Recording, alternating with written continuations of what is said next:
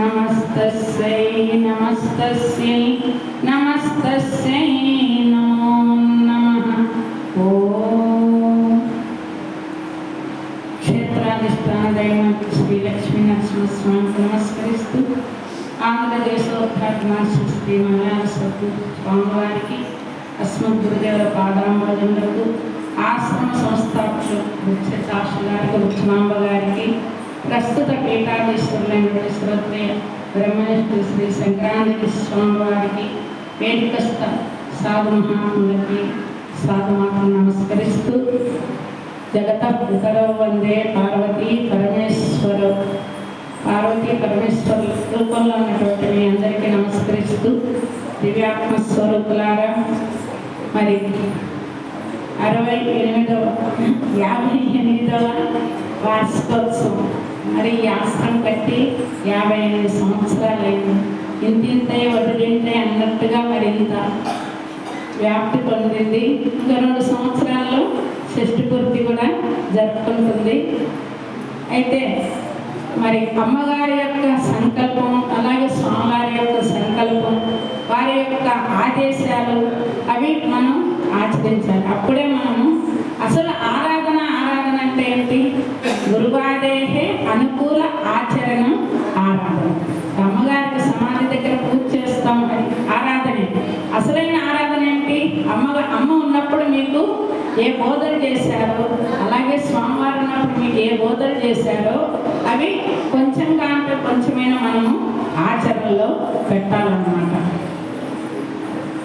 వ్రతానాం వ్రతవతే వ్రతం చరిష్యామి తచ్ఛకేయం తన్మే రాధ్యతం ఇదమహం అమృతా సత్యముపైని.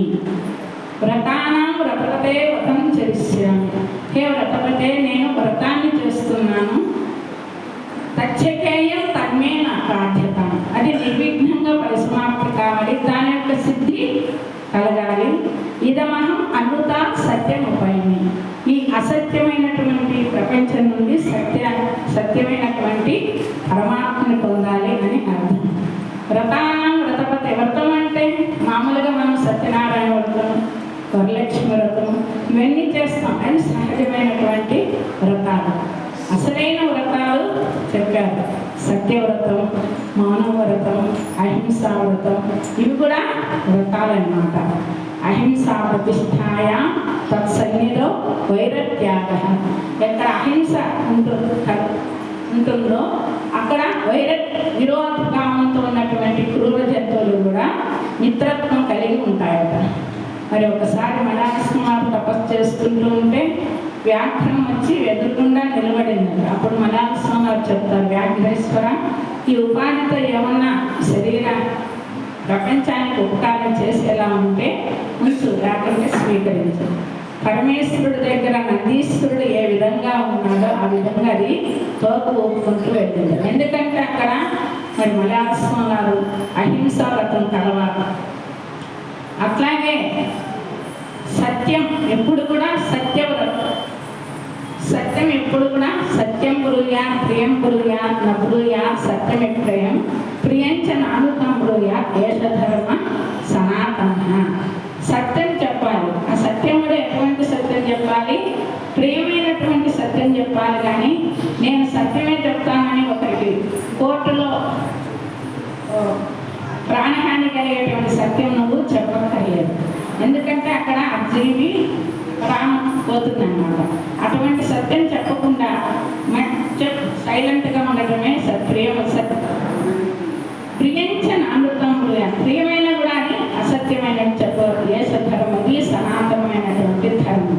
ఒక బోయవాడు ఒక ముని తపస్సు చేసుకుంటుంటాడు. బోయవాడు ఆ ముని ఎదుట ఒక మృగాన్ని వెంటాడుతూ వెళ్తాడు. ఆ మునిని అడుగుతాడు, ఇప్పుడు మృగం వెళ్ళింది చూసావని. ఇప్పుడు మహాత్ముని సన్నిధిలో 2 వ్రతాలు భగ్నం అవుతాయి. ఒకటేమో చెప్పకుంటే అసత్యం, చెప్పుతే హింస. అహింసా వ్రతం కాపాడాలి, సత్యవ్రతాన్ని కాపాడాలి. అప్పుడు ఏం చెప్తాడు ఆ మహాత్ముడు? చూసే కన్ను చెప్పలేదు, చెప్పే నోరు చూడలేదు. యథార్థం అదే కదా. ఆ విధంగా మనం కూడా కొన్ని సమయాల్లో మనకు కూడా వస్తూ ఉంటాయి. పరమహంస గారు చెప్తారు, సమయస్ఫూర్తిగా అలాంటి సంఘటన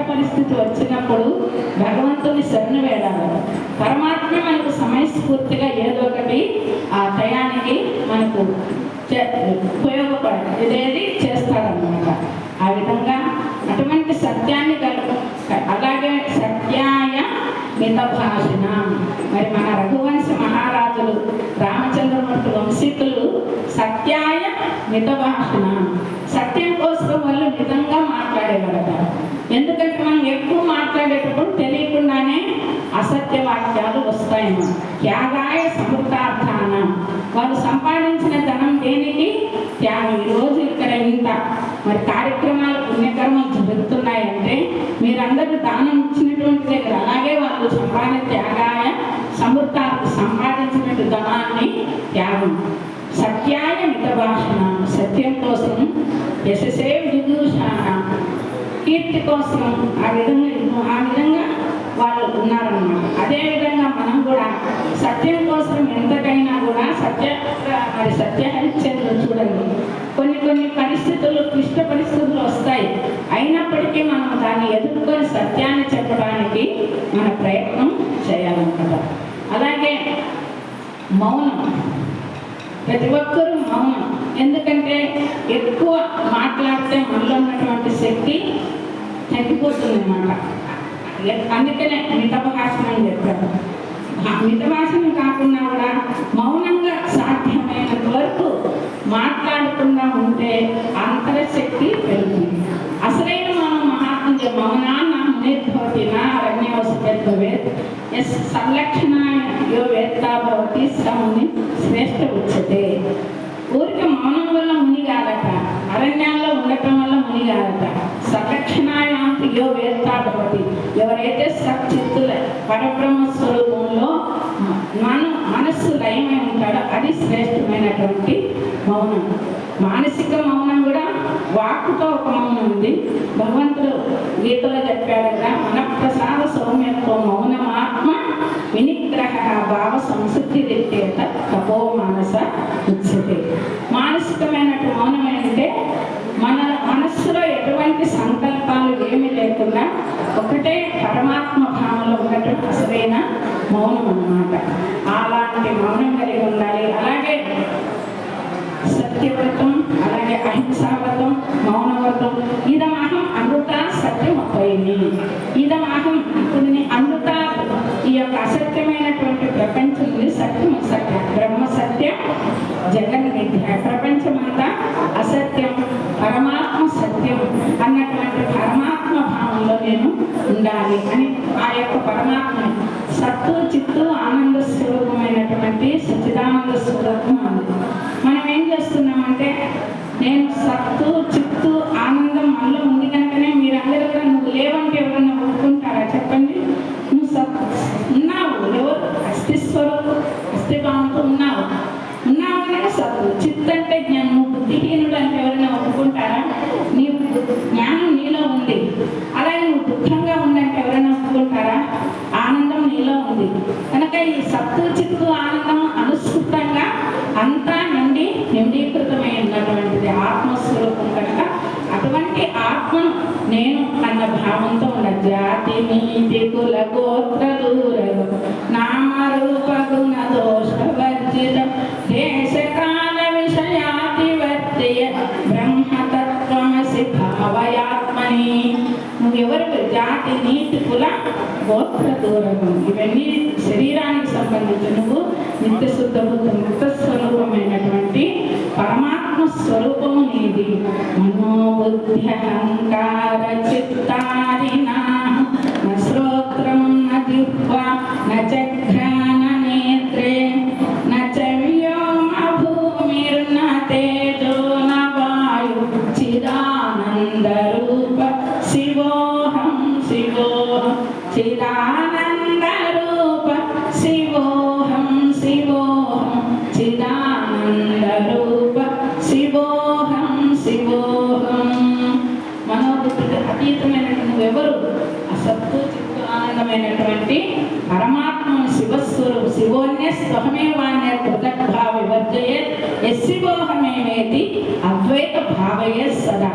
శివుడు వేరు నేను వేరు అన్నటువంటి భావాన్ని వదిలేసి యశివోహమేవేతి, ఆ శివుణ్ణే నేను అన్నటువంటి పరమాత్మ భావాన్ని. ప్రహ్లాదుడు ఫస్ట్ ఏం చేశాడు? శంకు చక్ర గదాధరుడైనటువంటి ఇప్పుడు లక్ష్మీ నరసింహస్వామి అవతారం దేనికొచ్చింది? ఈ క్షేత్రంలో ఉన్నా కనుక ఆయన తలుచుకోవాలన్నమాట. ఆ సగుణ రూపాన్ని ఆ విధంగా దర్శించి లాస్ట్కి సగుణము పరాకాష్ఠ పొంది భక్తి జ్ఞాన రూపాన్ని పొంది ఇందుగలడు అందులేడు సందేహం వలదు చక్రిని సర్వోపగతుని ఎందెందు ఎదికి చూసిన అందందే గలుడు దానవాకని వింటాను. అంటే ఒక శంకు చక్రగా స్వరూపంలో ఉన్నటువంటి సగుణ విష్ణుమూర్తిని చూడలే, అంతటా నిండి సర్వం విష్ణుమయం జగత్తు వ్యాపకమైనటువంటి విష్ణు స్వరూపాన్ని ఫస్ట్ ఒక ప్రతీకంలో సగుణ రూపంలో చూసినటువంటి ఆ యొక్క భక్తి పరాకాష్ఠ పొంది సర్వాత్మ భావముల వాసుదేవ సర్వమితి స మహాత్మ సుదుర్లభ.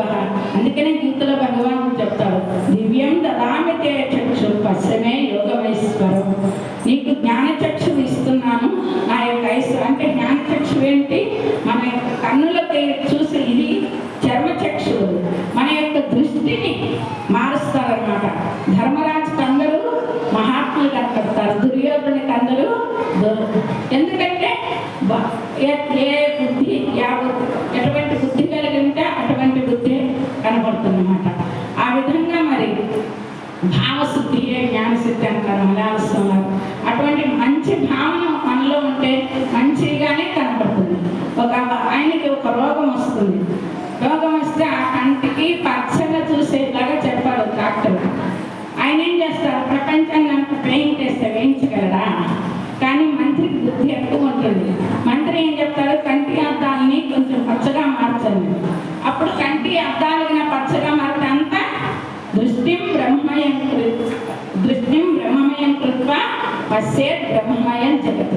మన యొక్క దృష్టిని పరమాత్మ భావంతో చూస్తే ప్రపంచం అంతా కూడా పరమాత్మ భావంగానే కనపడుతుంది. కనుక ఆ విధమైనటువంటి ఆ యొక్క పరమాత్మలో ఐక్యం అవ్వాలి.